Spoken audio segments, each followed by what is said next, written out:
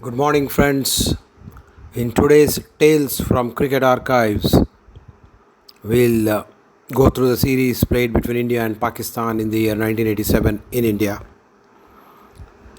Any bilateral series between India and Pakistan generates a lot of interest as the cricket crazy fans on both the countries are satisfied with nothing less than a victory.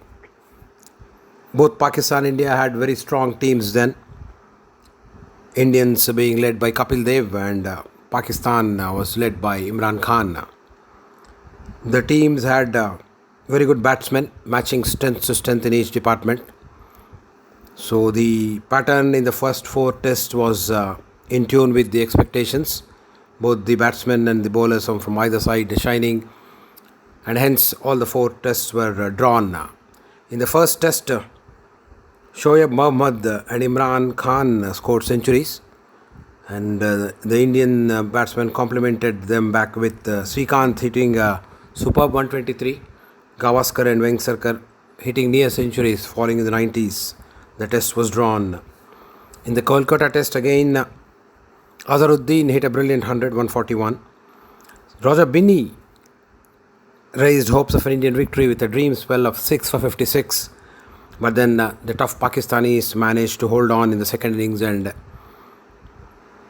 played an honourable draw. In the third test, which was played at Jaipur, Azhar again got into his rhythm, scored a fine 100.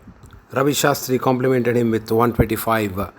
From the Pakistan side, Ramiz Raja hit a fine 114. Again, the honours were even and the test was drawn. In the fourth test at Ahmedabad, from the Pakistan side, Ijaz Faki scored 100. From the Indian side, Vengsarkar got 100. The test assumed importance and is in the history books as Gavaskar reached his 10,000th test run, and Shivlal Yadav from Hyderabad reached the 100-wicket landmark. At the end of the fourth series, it was stalemate, and both the teams landed in Bangalore hoping to win and take the series. In the first day, Pakistan batted, and Indians, to the joy and delight of the huge Indian cricket fans, they were bowled out for 116. Maninder Singh, the left-arm spinner, bowling a brilliant spell, creating havoc, returning with the dream figures of 7 for 27. At the end of the first day's play, Indians were 68 for 2, and the mood was upbeat both in the Indian camp as well as among the fans, as we thought a huge lead is on the cards. But then next day, the Pakistan paid back to India in the same way by bowling them out for 145. Though Indian got a lead, slender lead, it was useful as the wicket was wearing down, and it was turning out to be a spin bowler's track. Pakistan batted responsibly in the second innings to post a total of 249. Actually, they would have been all out around 170. A dogged ninth wicket partnership between Salim Yusuf and Tawzeef Ahmad, 51 runs, propelled them into the 250s. Indians were required to score 220 odd to register a victory. The Indians started off disastrously, losing Srikanth, and to the very next ball, Amanat was out.